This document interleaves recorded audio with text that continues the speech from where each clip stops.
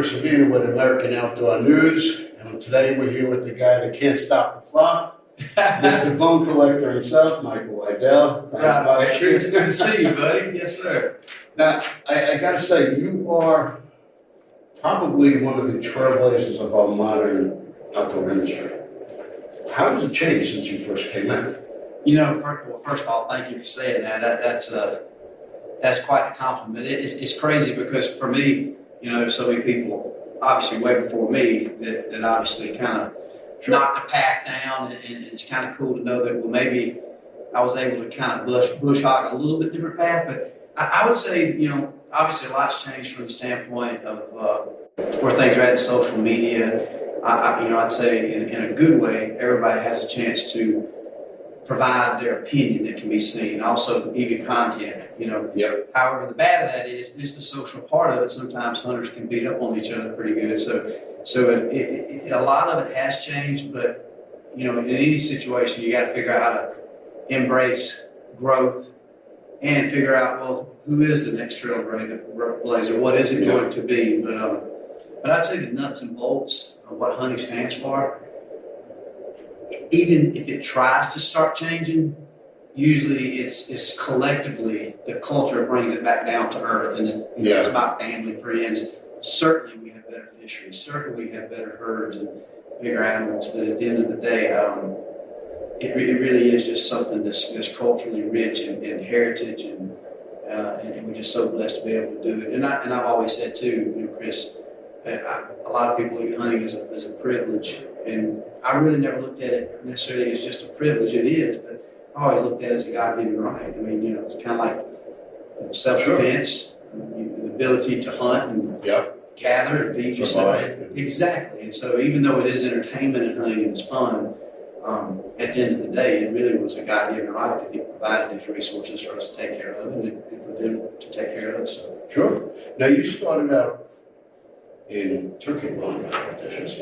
Correct. How old were you? Dude, young. I was basically in high school, and all my heroes were turkey callers. It's crazy. Wow. That was my heroes. Even in your neck of the wood, you know, Chris, Paul Butts, Dick Kirby. Sure. Those guys, they're in Orchard Park, man. I'm sure they were big Buffalo Bills fans, by the way. Yeah. I'm a Giant fan. Yeah, Giant fan. Hey, Giants are doing good this year, man. Yeah. We got two New York teams in the playoffs, but anyway, at the end of the day, I was always intrigued by, you know, I love music. In a weird way, to me, turkey calling and the imitation, that was kind of like playing the guitar. So I just love it. And so I just fell in love with turkey hunting first. And then I started wanting to get better at the turkey call. So I was always kind of a student of the Paul Butsky, the Dick Kirby, the Eddie Salters. And so I started competing in turkey calling contests right there when I was in high school. And just out of high school is when I started having some success, you know, calling the Georgia State Championships, the World Championships, and the Grand National Championships, even the U.S. Open. And so it was cool. Looking back, it was just, it was really a cool stepping stone because I got a chance to meet a lot of cool people in the industry. Not only just my heroes, people I looked up to, but that's who introduced me to Bill Jordan and got me my first kind of gigs or jobs where I got to go guide and, you know, do some different things in the hunting industry. So you, moving forward, you were interested in getting into the outdoor industry. And what do you tell your family? I'm going to go get a job in the outdoor industry. You can't make a living calling turkeys. Right. I ran into some pretty stiff resistance. I mean, I always laughed like, man, when I first started talking about this stuff, I mean, you would have thought I went and got on drugs, Chris. I mean, literally like, oh my God, it's fun. You know, it's almost like be like you and I now said, hey man, we're gonna start a rock band, we're moving to LA. And people are like, wait a minute, what? So it was the same type of like, well, follow your dreams, but how you gonna make a living? I mean, you know. Yeah, so I think that's what it was. Like, I mean, my aunts, my uncles, and even my grandmother at the time. I went to heating and air school, and I had a degree in heating and air technology, and so basically HVAC, you know, service and installation. And so in my blue collar family, this was like, oh my God, you know, Michael's made it. He's got a trade. He's now working in heating and air. I had my own van. Like I had my own van, my service van. I was working for this company called Barringers Heating and Cooling in Zebulon, Georgia. And so everything was going good, and all of a sudden, I'm winning these turkey calling contests, and the opportunity comes up. Realtree was needing some help doing some things, and I'm thinking, well, I might try that. And I really thought it was going to be a temporary thing. It was almost like, in my mind, I was always going to come back to the heat and air or this blue collar trade, which I have so much respect for, because that's what I grew up, hardworking, people. Most families, that's what they are. Absolutely, and I'd be blessed to do it. Still will be blessed, and so I was a little almost not insecure about it, but I almost felt like, oh man, I'm kind of walking away from something that's going to be that I need. And when I went into doing some guiding, I thought it'd be almost like a trip, almost like it's like, man, if you ever had to say quit your job because you're going to go for 3 months and go do some kind of fun, whatever it was. That's kind of the way I looked at it, because I thought sooner or later I was going to come back to reality. Come back to reality. And say, okay, I'll get back into this. And so I just talked to my dad. At the time I was very young. Like literally I wasn't even 21. And I remember telling my dad about it. He said, well, hey, man, you're only young once, and you ain't got a family. You don't have a lot of responsibilities outside of providing for yourself. My dad was really good to me, but he was hard on me in a good way with some tough love. Like he's like, you're not gonna live here. You're going to have to find your place. It's time for you to get out of the house. I pay the bills around here, and you got to get out. It's time for you to be your own man, whether you're going to do some hunting and guiding or you're going to work with heat and air. So I knew it was inevitable that I was going to get weaned off the care and nurture of what parents provided. And so anyway, that situation, when I started talking about this, my family thought I'd been going crazy. Like, can't have fun, you can't hunt the rest of your life. And I knew I had a passion for it. I'd already about out of high school turkey had too much and missing class. So yeah, it was weird. And anyway, one thing led to another. And really from that time that I went to go take that quick little fun guide and run a camera, well, it never stopped. Just door to door kept opening. How did you originally connect with Realtree? Yeah, so the way I kind of met up with Realtree is where it really hit was I was turkey calling, and I had some guys that was on the Realtree Pro staff, guys like Joe Drake, a buddy of mine, Ricky Joe Bishop at the time. He had won the Grand National Championship in turkey calling. They were already connected in with Realtree, and they was telling Bill and David Blanton about me. So, man, there's this young guy, he's calling, he's pretty good. And then I met a guy up in Pennsylvania named Dale Ron, who just was amazing, the Ron brothers. And they made turkey calls, and so I started using their calls to compete with, and started doing pretty good representing them. And so Dale always had good, kind words to me back to the Realtree camp. So one day, I go to this contest in Perry, Georgia called the Grand American, and there was first prize was $1,000 cash. I'm like, wow. So it ends up, Realtree was the title sponsor of this particular contest. Well, lo and behold, all the good callers from around the country came, and I got lucky and won the contest. And so that's where I really met Bill Jordan and Dave. And David wasn't there, but Bill was like, man, I want to do something with you. I want to put you on our advisory staff. They call it like a hunting staff, pro staff. Yeah, and they sent me a box of clothes, and one thing led to another, and just, through talking, and then David Blanton, I met him, and he called me one day and said, hey man, I need you to come help guide. And that's where, I started realizing, like, man, that's kind of how I met Realtree. Is that a turkey calling contest? So you started doing camera work and then Realtree road trips. That's correct. Yeah, and the camera work come by accident too, because I came to guide. They called me, because I just went through turkey calling contest, and I was wearing Realtree. So Dave was like, hey man, could you help guide some outdoor riders at the time? So there was a lady named Warley Dovey, who you might know. She was a writer, and I'd read a lot of her work. And so I was already a fan of her work, and they put me with her to take her hunting. So I did. So in the process of hunting with Warley Dovey, I remember coming in and, back at camp, it was a turkey hunt, and we would eat lunch. And I remember telling David, he kind of on the side, I was also helping a buddy of mine who owned an archery pro shop. Okay. So he and I would video a little bit. And so I told David, I said, man, we video a little bit. And I showed him some of our videos of turkey hunts and deer hunts. He's like, dude, did you video that? And I said, some of it I videoed, others from my buddy. And he said, you run a camera good enough. And once you start running a camera for us, it's when you take people hunting to guide, try to video it. Sure. So I started doing that. Well, next thing you know, as I was guiding, I was videoing. And then we get ready the next year to go somewhere, and David says, "Hey man, I want to hire you as a freelance camera guy to just come hunt with Bill." Oh my God. And so that's really how the camera work started. So I started as a cameraman / guide / if you want me to wash your car, I'll sweep the warehouse. I mean, there was no prima donna. I just couldn't believe I was getting hanged with these people that I had watched on TV and on videos, you know. So I was getting a chance to be part of that team. That was pretty cool. Now, if you were a contestant on Jeopardy, what topic would you best excel in? I would say, for sure, music. I'd say music. Really? Music, yeah, probably history.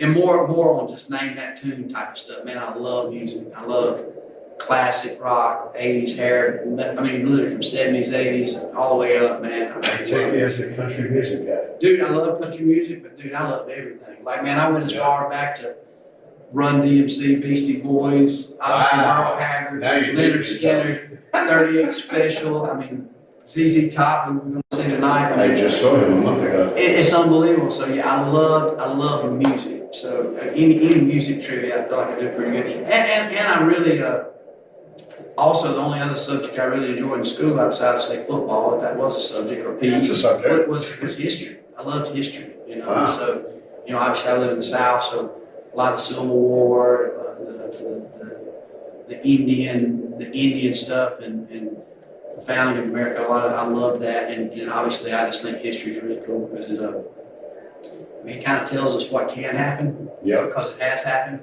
And I've often wondered why sometimes our politicians don't pay more attention to history, but it also helps understand why some of the politicians want to erase history because there's a track record of certain things failing. You know. So anyway, I like history and music. All right, so if you could hunt in any period in history, what would it be? I would say, honestly, probably right now. And the reason I say that, and that might be surprising, but this also goes to history and what us as hunters has done. Our game and fish, our fisheries and our herds and our flocks have never been as good. So, was there good periods in certain species? Yes. However, but if you look at the amount of money, you know, the Pittman Act, all this stuff that's happened in hunters' dollars from nonprofit to the way we manage our herds, the way the private landowners really take above and beyond this responsibility to take care of these animals that live on their property. Even though maybe the state and the government look at them as theirs, I think these landowners look at this wildlife as something that's, even though they hunt them and put them on the table from time to time, I mean, they certainly manage and take care. They trap. They do their best to make sure there's a good balance. And so the result of that, I don't think we've ever had as good of hunting nationwide as we do right now. From the abundance and to the quality. I mean, we're breaking records every year. Sure. You know, even if you're not a trophy hunter, and that's fine. And even somebody that's against trophy hunting, well, that's fine too. That's fine too. But at the same time, you can't deny that the trophy hunting and all of it coming together isn't helpful and good for the herd, because if that were the case, we wouldn't be shooting bigger animals, heavier weights, more of things, bigger scores. So that means that the antlers are getting bigger. So, so yeah, I mean, just to hunt, I think right now anybody wants to get into hunting is some of the best hunting that's out there. I agree. Now, how do you think your life would be different if you never picked up a turkey bow? You know, I would like to think that I would have figured out a way to get through and try to maintain some happiness and joy, but drastically different. I feel like there would just been a lot of joy took away because, matter of fact, I was talking to a good friend of mine the other day, and we were sitting around talking around a campfire, and the question come up. It's like, even though we have a tremendous amount of ladies or something, as a grown man, I'm like, he asked me, he said, well, if you don't hunt, what do you do? You know? And it's funny, and I'm sure many people can quickly say, "Oh, golf," or we can go see ZZ Top in concert. We can go. Well, I do all that too, but there would be such a void if I hadn't picked up that turkey call. It would have the grassroots of what I know about life, and really, I don't know, the good Lord's resources, The opportunities wouldn't be the there. opportunities, who we met. I mean, you and I both just had lunch with Joe Montana. Yep, You know, I mean, think about that. That's really cool. You know, it is cool. inevitably, a redneck from New York, a redneck from Georgia, we're just talking and meeting each other and hanging out and eating fine steaks and just Yep, living life. And you got all of us here in Las Vegas. And so anyway, drastically, there would have been a lot of things that I wouldn't have experienced. You know, could have something else come in that I could have chased after and tried to put everything I had in it that could have equally filled a void in another way that could be positive, possibly. But yeah, I wouldn't trade it. I don't even like to think about not giving up that first turkey call and having that passion for it.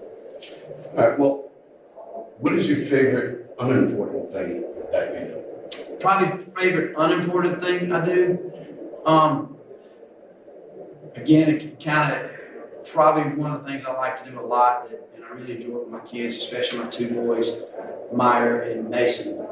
But all my kids love music, but I love to play guitar.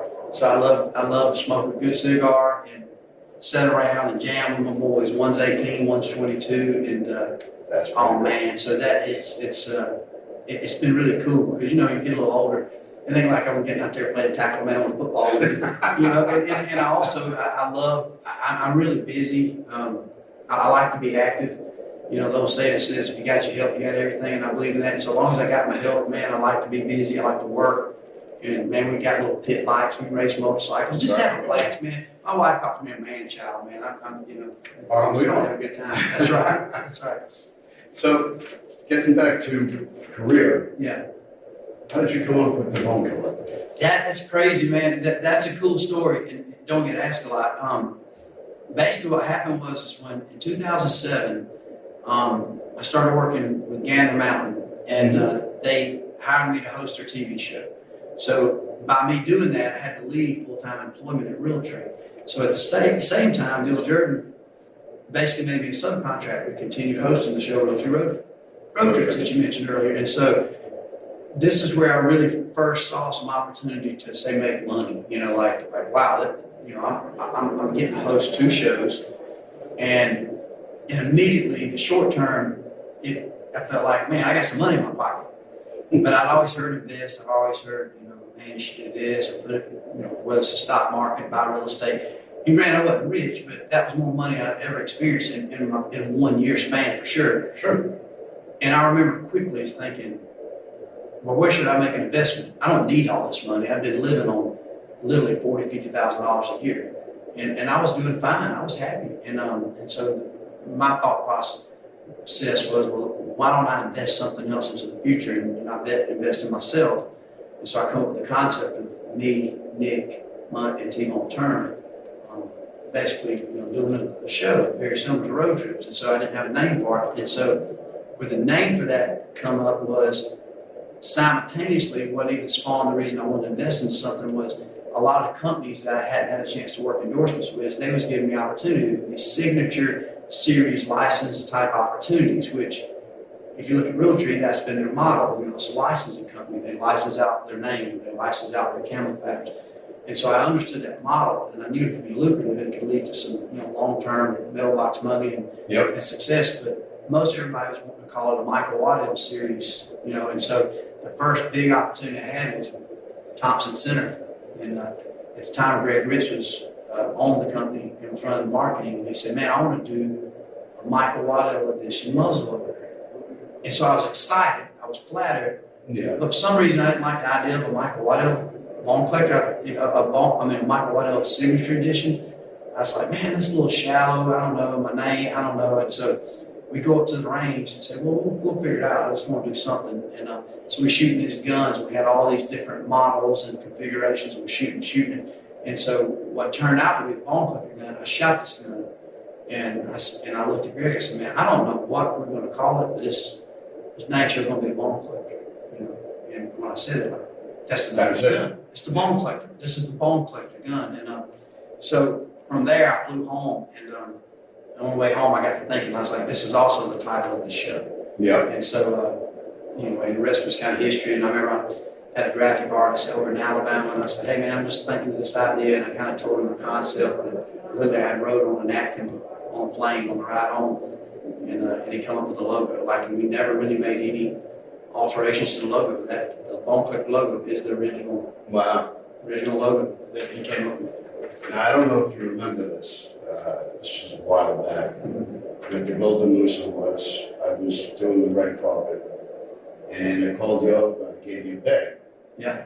And you're like, what is it? I says, Long Island duckling bones. What the hell is Long Island duckling bones? It's you're the bone collector. I'm sure you don't have them. I do remember that. That's awesome. Heck yeah. Now, lastly, how would you like to be remembered in the outdoor industry? You know what? That's a good question. It's hard to say. I think in the end of the day, somebody that maybe spoke up when needed to speak up and fight for really the culture of all of us who like to hunt. And I know that might sound kind of weird to say fight for the hunters, but they say, well, nobody's fighting. And I think a lot of that fight is trying to talk to the choir, essentially, and trying to keep us together as a group of hunters, because everybody likes different things. You know, The things I love the most, like, people are very surprised when I say, what's your favorite thing to hunt? I say, it's turkeys. It's like, man, you've hunted elk and sheep and all this stuff, and turkey's still your favorite? Like, it is. That might be surprising, but, you know, That's what I like is different than you. You know, people say, well, what's your favorite thing to hunt with? It's like, okay, well, it's a bow and arrow, but still every once in a while I get 308 and go hunt a deer. Sure. And so inevitably there's so many tips and tactics and things. And so I think if I could be anything, I hope I could be somewhat of a voice for all hunters. Just say, man, hey, it is ours. The good Lord gave it to us. We all do it different ways, and we all have opinions, which certainly deserve to be heard. And our opinions should be deserved to be somewhat sold, that you can change, you know, maybe a road or a path. But at the end of the day, we are one and the same, other than some of us like a White House. Some of us have a lot of cabins. Some of us, you know, might want to paint a house blue with red shutters. Who knows? You can do what you want to, and that's decision. And hunting's the same way. It's here. And I think at the end of the day, I'd like to just be known as somebody who didn't take himself too seriously, that just loved hunting and loved people and wanted to see people succeed. That's really it. That's really it. Hopefully somebody who helped improve a space that I was always a big fan of. That's really it. Well, that you certainly have. Thank you, man. That means a heck of a lot, buddy. I appreciate your time. Thank you, man. Appreciate it so much. Thanks Good to again. see you again.